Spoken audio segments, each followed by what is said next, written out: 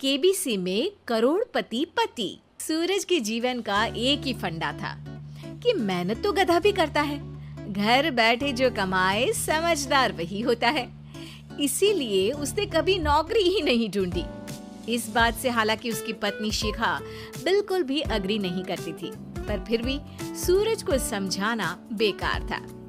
TV में कैसे बनोगे करोड़पति का ऐड देखकर उसे लगा कि बस अब तो घर बैठे ही वो करोड़पति बन सकता है, और उसके पीछे उसने अपने सारे सोर्सेस एक्टिव कर दिए। 2 हफ्ते में उसके कलीग के साले के पड़ोसी के बेटे का सोर्स निकलता है जो कि उसे शो में पहुंचा सकता है, और सूरज उससे मिलने चला जाता है। अच्छा, तो हमें मुकेश जी बता रहे थे कि आप हमें शो में पहुंचा सकते हैं। हाँ, उसमें कोई तकलीफ नहीं है। मैं कल अगर कोशिश करूँ तो इसी महीने में आपका नंबर आ जाएगा। अरे ये तो बहुत बढ़िया हो गया। अच्छा, वो सिलेबस और क्वेश्चन पेपर का कोई जुगाड़ है क्या? उसका तो कोई जुगाड़ नहीं है। तो वो वाकई में कुछ भी पूछ सकते हैं? हाँ, वो तो बच्चन जी पर है, जो पढ़ते हैं वो पूछ लेते हैं।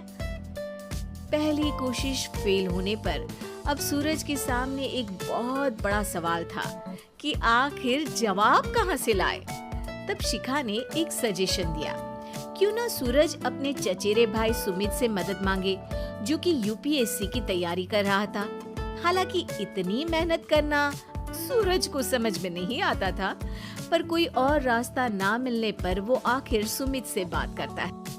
अरे सुमित, हमारा कैसे बनोगे करोड़पति के लिए सिलेक्शन होने वाला है। तुम हमें थोड़े चिट बनाने में मदद करोगे क्या? अरे भैया, चिट बनाए तो सालों हो गए, उसमें हमारा एक्सपर्टीज नहीं है, बल्कि आप बोलो तो हम आपकी पढ़ने में जरूर मदद कर सकते हैं। हट, कैसी अनाप शराब बातें कर रहा है तू। सूरज ने सुमित को मना तो कर दिया था, पर तैयारी करने के सिवाय कोई चारा उसे दिख भी नहीं रहा था।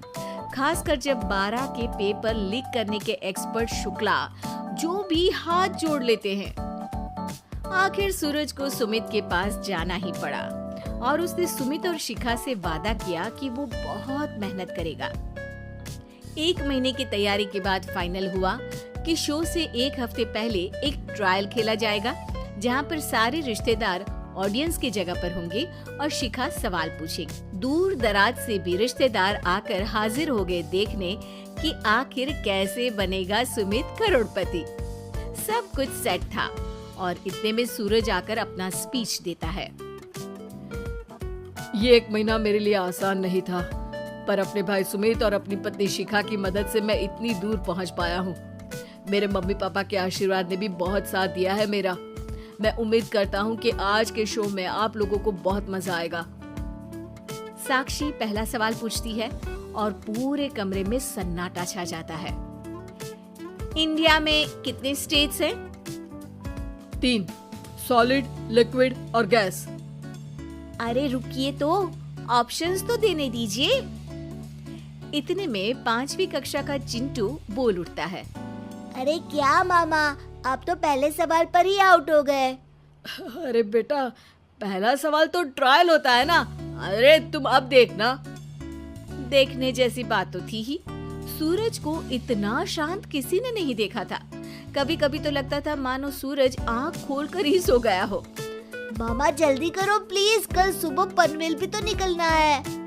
अरे हट, कंसंट्रेट करने दे मुझे। 3 सवाल में 3 लाइफलाइन खत्म हो चुकी थी, और अब चौथे सवाल पर भी सूरज का मौन नहीं टूटा। पर सूरज अभी भी हार मानने को तैयार नहीं था। उधर हर कोई सूरज को छोड़ सुमित को देख रहे थे। आखिर सुमित ने ही तो पढ़ाया था सूरज को। गजब बेइज्जती है यार। अरे बेटा, तो बाप का, दादा का, भाई का, सबका नाम बुड़वाएगा। अरे 3 लाइफलाइन ले ली तो भी तेरा कुछ नहीं होना है। अरे कोई इतनी बात करता है क्या शो पर? अरे बेटा, शो पर तेरे जैसे भी तो नहीं आते ना। सूरज की ये जंग आखिर 1 घंटे बाद 5वें सवाल पर खत्म हो गई, जब उसने इंडिया के नेशनल बर्ड का नाम कहा, कौवा। अरे बेटा मजा तो बहुत आया, बस थोड़ा टाइम पर खत्म होता तो आनंद भी आ जाता। ताने बारिश के बूंदों की तरह बरस रहे थे और सूरज को भी समझ आ रहा था कि ये करोड़पति बनना शायद उसके बस के बाहर की बात है। पर वो आखिर ये बात मान कैसे लेता? वो सख्त लौंडा जो ठहरा, उसने सोचा कि बेइज्जती तो हो ही चुकी है, पर अगर मैं हार नहीं मानूं तो शायद कुछ हो सकता है। शिखा तुम देखना, असली शो में आग लगा दूंगा, आग, करोड़पति बनूंगा मैं। हाँ सब्जियां खत्म हो गई है घर पे, ले आओ। पहले पति बन जाओ फिर करोड़पति बनना। अरे गजब बेइज्जती है यार। बेटा अभी तो घर पर ही हुई है, 1 हफ्ते में तो तुम देश के सामने करवा कर आओगे। वैसे जब टीवी पर जाओ ना तो बस अपने मम्मी का ही नाम लेना, ठीक है? कोई पूछे तो बोलना कि पापा नहीं है मेरे। अरे पढ़ाई की, पेपर निकलवाए, इतने सारे लोगों को खाना खिलवाया, क्या फर्क पड़ा? इसीलिए मैं कहता हूँ कि मेहनत तो गधा भी करता है, घर बैठे जो कमाए वही सिकंदर। लेकिन मामा, गधे भी जानते हैं कि हमारा राष्ट्रीय पक्षी मोर है।